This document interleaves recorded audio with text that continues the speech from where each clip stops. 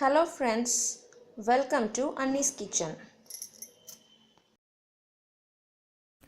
இன்னைக்கு நாம தக்காளி பிரியாணி எப்படி செய்யறதுன்னு பார்க்க போறோம். இது எப்படி செய்யறதுன்னு பார்க்கிறதுக்கு முன்னாடி இதுக்கு தேவையான பொருட்கள் என்னென்னன்னு ஃபர்ஸ்ட் பார்த்துறலாம். ஒரு பெரிய வெங்காயம் கட் பண்ணி வச்சிருக்கேன். 4 பச்சை மிளகாய் கீறி எடுத்து வச்சிருக்கேன். ஒரு கை அளவுக்கு கொத்தமல்லி, ஒரு கை அளவுக்கு புதினா, 1 டீஸ்பூன் அளவுக்கு கல்பாசி, 1 இன்ச் பீஸ் பட்டை வந்து பாதி மட்டும் எடுத்து வச்சுருக்கேன் சுருள் பட்டையில், ஒரு பெரிய மராட்டி மொக்கு, 2 அன்னாசி பூ, 4 பச்சை ஏலக்காய், 2 பிரிஞ்சி இலை, அப்புறம் 1 டீஸ்பூன் அளவுக்கு கிராம்பு, அப்புறம் 1/2 கிலோ அரிசி வந்து ஊற வச்சு வச்சுருக்கேன். இது வந்து சாதா புழுங்கல் அரிசி. 350 கிராம் தக்காளி பொடியாக சாப் பண்ணி வச்சுருக்கேன். 3 டேபிள் ஸ்பூன் அளவுக்கு இஞ்சி பூண்டு விழுது, 1 டீஸ்பூன் அளவுக்கு மிளகாத்தூள், அப்புறம் உப்பு வந்து தேவையான அளவு, அப்புறம் 4 டேபிள் ஸ்பூன் அளவுக்கு எண்ணெய்.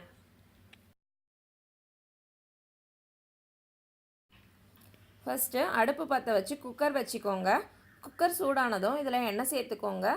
எண்ணெய் சூடானதும் இதில் வந்து பிரியாணி இலை, ஏலக்காய், கிராம்பு, பட்டை, மராட்டி மொக்கு, அன்னாசி பூ, அப்புறம் கல்பாசி எல்லாத்தையுமே வந்து சேர்த்துக்கலாம். இது எல்லாமே நல்லா எண்ணெயில் ஃப்ரை ஆகி அந்த நல்ல ஸ்பைசி ஸ்மெல் வரும்போது நம்ம வந்து இதில் வெங்காயம் சேர்த்துக்கலாம்.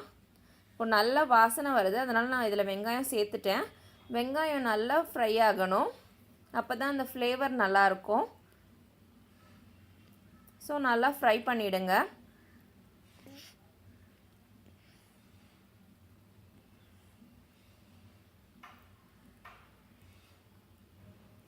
பாருங்கள், இப்போ வெங்காயம் நல்லா ஃப்ரை ஆகிடுச்சு.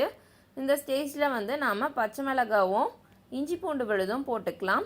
இஞ்சி பூண்டு விழுதோட பச்சை வாசனை போகிற வரைக்கும் நாம் வந்து இதை ஃப்ரை பண்ணணும். இஞ்சி பூண்டு விழுதோட பச்சை வாசனை போனதுக்கப்புறம் நம்ம இதில் தக்காளி சேர்த்துக்கலாம். இப்போது பச்சை வாசனை போயிடுச்சு, அதனால் நான் பொடியாக சாப் பண்ணி வச்சுருக்க தக்காளி போட்டுக்கிறேன். நீங்கள் தக்காளி எப்படி சாப் பண்ணால் உங்களுக்கு விருப்பமோ அதுக்கேற்ற மாதிரி நீங்கள் சாப் பண்ணிக்கலாம். இதோடையே நான் வந்து புதினாவையும் கொத்தமல்லியும் சேர்த்துற போகிறேன். இந்த தக்காளி பிரியாணி வந்து ரொம்ப ஈஸியாக இன்ஸ்டண்ட்டாக வீட்டில் செஞ்சிடலாம். வேறு எதுவுமே இல்லை அப்படின்றப்போ நம்ம தக்காளி வெங்காயம் மட்டும் வச்சு செய்கிற ரெசிபி இது. தக்காளி வேகிறதுக்காக நான் கொஞ்சம் உப்பு போட்டுட்டேன். இதோட மிளகாத்தூளியும் போட்டுடுறேன். இப்போது தக்காளி நல்லா ஜூஸியாக வரணும் அப்படின்றதுக்காக நம்ம உப்பு போட்டு சீக்கிரமாக மூடி வச்சு வேக வைக்கிறோம். தக்காளி நல்லா ஜூஸியானதுக்கப்புறம் நம்ம வந்து இதில் அரிசி சேர்க்க போகிறோம். ஸோ இந்த ரெசிபி வந்து நீங்கள் டிஃபன் பாக்ஸில் கொடுத்தீங்கன்னா மசாலா ஐட்டமாக இருக்கிறதுனால உங்களுக்கு ஸ்பைசி டேஸ்ட் இருக்கும். அதனால் குழந்தைங்க விரும்பி சாப்பிடுவாங்க. இது ஈஸியான ரெசிபி. 1/2 ஹவரில் மேக்ஸிமம் நம்ம வந்து இதை முடிச்சிடலாம். குக்கிங் டைம் வந்து இதுக்கு ஃபுல்லாக shopping time as well as cooking time சேர்த்தே வந்து நமக்கு 1/2 ஹவர் போதும் இந்த ரெசிபி செய்கிறதுக்காக. இப்போது வந்து நல்ல மசாலா ரெடி ஆகிடுச்சு. பாருங்கள், தக்காளியெல்லாம் நல்லா மேஷ் ஆகிடுச்சு. தக்காளி சீக்கிரம் மேஷ் ஆகணும் அப்படின்றதுக்காக தான் நான் பொடியாக சாப் பண்ணி வச்சுருந்தேன். இப்போ வந்து நம்ம ஊற வச்ச அரிசி போட்டுக்கலாம். இது ஆர்டினரி புழுங்கல் அரிசி தான் நான் எடுத்திருக்கேன். ஒரு 1/2 ஹவர் ஊற வச்சுருக்கேன். நீங்கள் வந்து இதுக்கு பாஸ்மதி ரைஸ் யூஸ் பண்ணிக்கலாம், இல்லை ஜீரக சம்பா கூட யூஸ் பண்ணிக்கலாம். அது உங்கள் விருப்பம். உங்களுக்கு எப்படி ஃப்ளேவர் பிடிக்குமோ அதுக்கேற்ற மாதிரி நீங்கள் யூஸ் பண்ணிக்கோங்க. இப்போது இந்த ஸ்டேஜில் இந்த மசாலாவோட இந்த ரைஸ் நல்லா மிக்ஸ் ஆகட்டும். நல்லா மூடி வச்சு நம்ம ஒரு 5 மினிட்ஸ் வேக வச்சா போதும். ஏன்னா வந்து இந்த தக்காளியில் இருக்கிற ஜூஸ் இருக்கிறதுனால உங்களுக்கு வந்து அடி பிடிக்காது. ஒருவேளை ஜூஸ் கம்மியாக இருந்துச்சுன்னா நீங்கள் 5 மினிட்ஸ் மூடிலாம் வைக்காதீங்க. ஜஸ்ட் ஒரு மிக்ஸ் கொடுத்துட்டு அப்புறம் நீங்கள் வந்து இதில் தண்ணி சேர்த்துருங்க. இந்த டைமில் வந்து நீங்கள் நெய் வேணும்னா கூட சேர்த்துக்கலாம். நெய்யோட ஃப்ளேவர் பிடிக்கும் அப்படின்னா நெய் கூட சேர்த்துக்கலாம். நான் வந்து நெய் சேர்க்கலை, நீங்கள் சேர்க்குறதுனா கூட சேர்த்துக்கலாம்.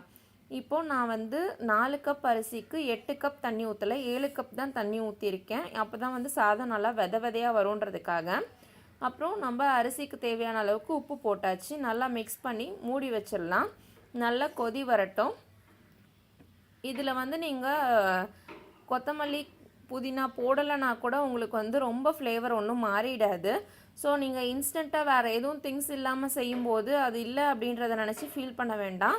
கண்டிப்பாக உங்களுக்கு வந்து நல்ல ஃப்ளேவர் கிடைக்கும். இந்த ரைஸ் ரொம்ப டேஸ்டியாகவும் இருக்கும். நார்மல் தக்காளி சாதத்தை விட இது நல்லா டேஸ்டியாக இருக்கும். பாருங்கள், நல்லா கொதி வந்துருச்சு.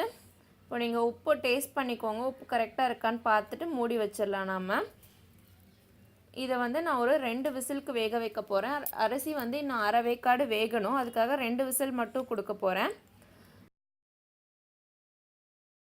ஒரு 2 விசில் முடிஞ்சு ப்ரெஷர் போயிடுச்சு. பாருங்கள், சாதம் நல்லா வெந்திருக்கு. ஒன்றோடு ஒன்று ஒட்டாமல் நல்லா விதையாக அழகாக வந்திருக்கு.